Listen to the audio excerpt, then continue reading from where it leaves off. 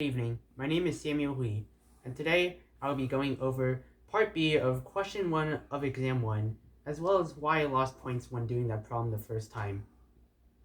So, to review what this problem is asking for, we are being given that a person standing on a 200-meter tall building is shooting a projectile at a velocity of 50 meters per second and angle of 60 degrees with the horizontal. And we are being told that she is also throwing this projectile toward 3 buildings to her right, as so.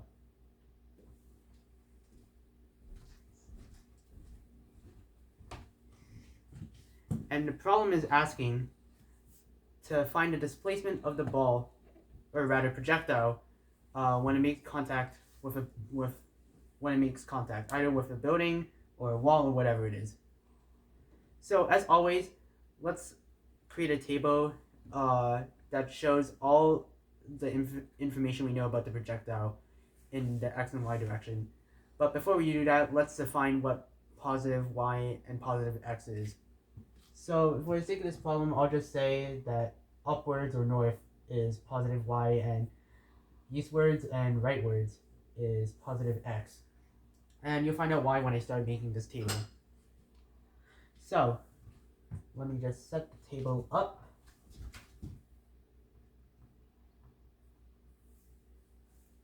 We have our displacement, our v naught or initial velocity, our v or final velocity, our acceleration, let me make the table bigger, and how long the ball traveled.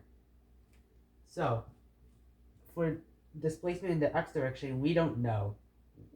There's no information that we were given beforehand, so we're gonna have to find that out if we want to find the magnitude or displacement of the projectile. As for the displacement in the y direction, we found out from problem A that it landed on building 3, which is 290 meters tall. And since the person who threw the projectile was standing on a 200-meter building, this makes the total displacement, the ball traveling in the y direction, 90.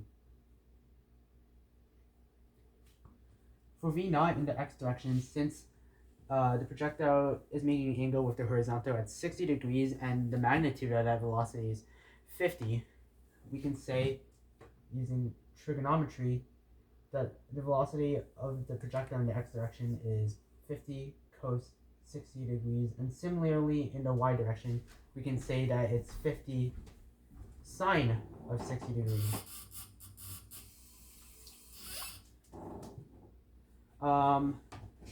For the final velocity, since we can assume that there's no air resistance in the problem, we can just say that the final velocity in the x direction is the same as the initial velocity of the projectile in the x direction, making the acceleration in the x direction 0.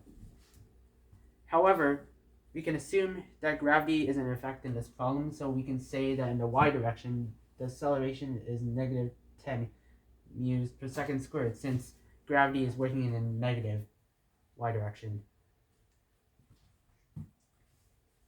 Because of this, we aren't exactly sure what the final velocity in the y direction is of the projectile, so we can't assume. So we'll just call that vy. And of course, how long the projectile traveled is going to be the same for both x and y. Now that we have all of our information, let me write down all of the kinematics formulas and see which ones will be useful in helping us find delta x. There's our first one, our second one,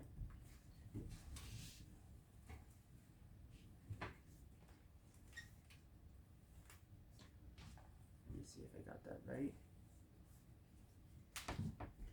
and our third one.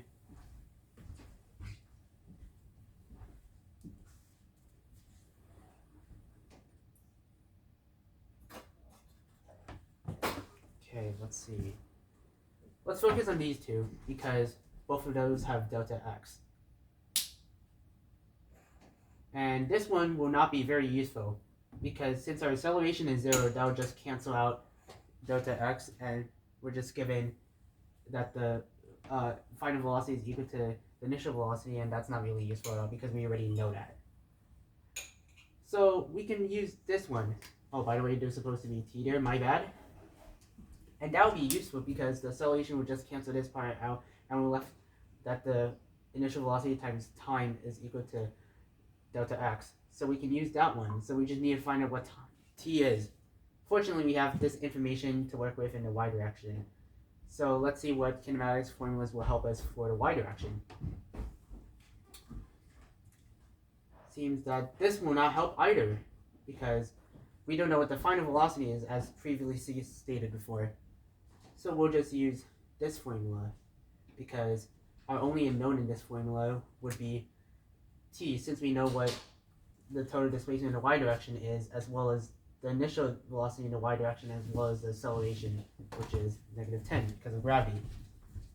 So plugging in this formula,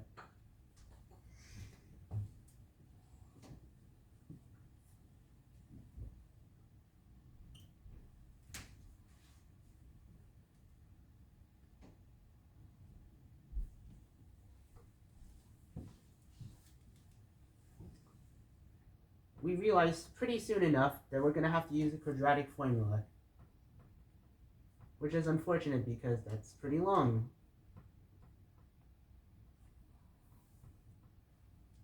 However, I already solved the formula for t ahead of time, so I can just skip right ahead and say that our two values for t are 3.6 seconds and 5 seconds.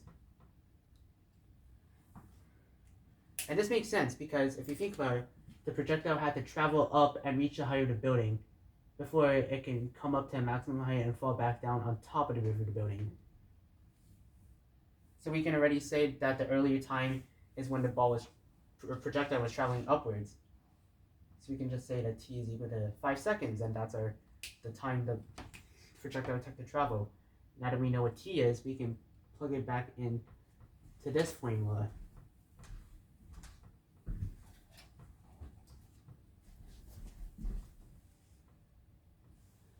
And thus, our final delta x is 125. Awesome. Now we know what delta x and delta y is. So we just need to take the norm of that displacement velocity, which, if we're assuming it to be this from what we already found, we can find the norm of the velocity to be